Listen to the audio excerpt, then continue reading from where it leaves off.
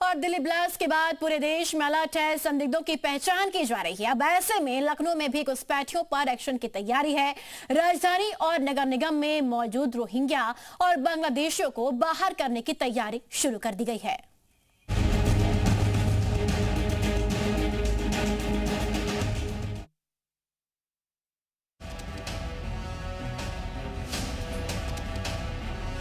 दिल्ली में ब्लास्ट हुआ तो पूरे देश में अलर्ट जारी हो गया। जगह जगह संदिग्धों पर शिकंजा कसा जा रहा है।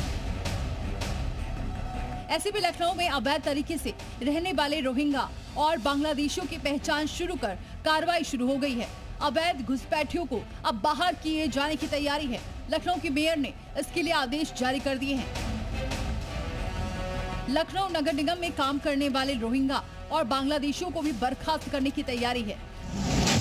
अब असम सरकार की ओर से जारी एनआरसी सर्टिफिकेट दिखाना होगा, साथ ही सही आधार कार्ड दिखाने पर ही नौकरी दी जाएगी। नगर निगम में जो कर्मचारी हैं उनके लिए एनआरसी फॉर्म मैंने आसाम गवर्नमेंट का निकाला है। इस तरीके से एनआरसी फॉर्म भरिए, इस तरीके से कार्ड उनका बनता है। अगर ये आपके पास है तो आप हमारे देश के नागरिक हैं और आपका यहाँ पर सम्मान है, रोजगार भी मिलेगा, सम्मान भी मिलेगा। नगर निगम की आउटसोर्सिंग कंपनियों ने बड़े पैमाने पर रोहिंग्या और बांग्लादेशियों को सफाई कर्मी के रूप में तैनात किया है। खुफिया विभाग ने 15,000 सफाई कर्मियों में से 80% बांग्लादेशी और रोहिंग्या होने की आशंका जताई है।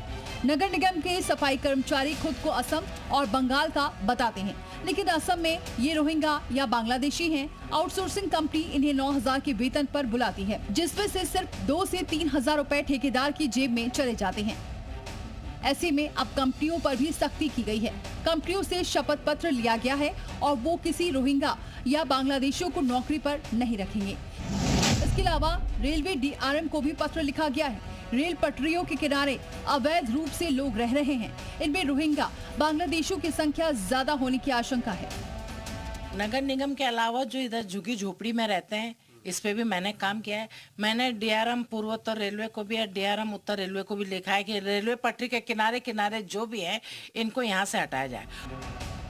रोहिंग्या और बांग्लादेशियों को लखनऊ से बाहर करने के लिए पिछले 1 साल से योजना बनाई जा रही है। अब इसे युद्ध स्तर पर करने के लिए पार्षदों को जिम्मेदारी सौंपी गई है, ताकि वो अपने इलाकों में ऐसे अवैध लोगों की पहचान कर सके।